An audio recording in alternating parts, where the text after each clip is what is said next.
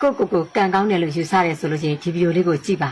ဘာလို့လဲဆိုလို့ရှိရင်ဒီဗီဒီယိုကိုတင်တွေ့တာကတင်အရန်ကန်ကောင်းလို့ဖြစ်ပါတယ်တင်ကတတိဖြစ်ဖို့ထိုက်တန်လို့ငွေဝင်လွယ်တဲ့နီလန်းကိုရယူဖို့ထိုက်တန်တဲ့သူဖြစ်လို့ဒီဗီဒီယိုကိုတွေ့တာဖြစ်ပါတယ်အဲ့တော့ဒီဗီဒီယိုကိုတွေ့တာနဲ့သဲပေးမယ်လိုက်ပေးမယ်ရှယ်ပေးမယ်ကောမတ်ထဲမှာငါချမ်းသာပြီလို့ရေးခဲ့မယ်ဆရာမလေးကဒီနေ့မှာဖြစ်အခုကြည့်နေတဲ့တတိများပေါင်းအားလုံးကိုငွေအရန်လွယ်စေတဲ့ငွေဝင်လွယ်တဲ့နီးလေးကိုပေးမှဖြစ်ပါတယ်အခုဒီဗီဒီယိုကိုတွေ့ပြီဆိုရင်တွေ့တဲ့နေ့ညကနေစမယ်နော်ဒီနေ့မှတွေ့ရဆိုရင်ဒီနေ့ညကစမယ်နော်အခုညအိပ်ရမဝင်ခင်မှာခြေထောက်တွေလက်တွေတန်စင်အောင်ထားမယ်အမွေးနဲ့သာဖြတ်ပေးမယ်ပိုက်ဆံလေးကိုကိုယ့်ရဲ့ရှင်ဘက်ပေါ်မှာတင်ပြီးတော့စကားလေးသုံးဖို့ပြောရမှာဖြစ်ပါတယ်အဓိကအရေးကြီးဆုံးချက်ကယုံကြည်မှုရှိရမယ်မျက်နှာကပြုံးရွှင်ရမယ်ခံစားချက်ကောင်းရမယ်ဖြစ်ပါတယ်နော်ကဲပိုက်ဆံလေးကိုရှင်ဘက်ပေါ်မှာတင်မယ်ငါးဘွားတွေကိုပိုက်ဆံလေးဝင်လာပေးတဲ့အတွက်ကျေးဇူးတင်ပါတယ်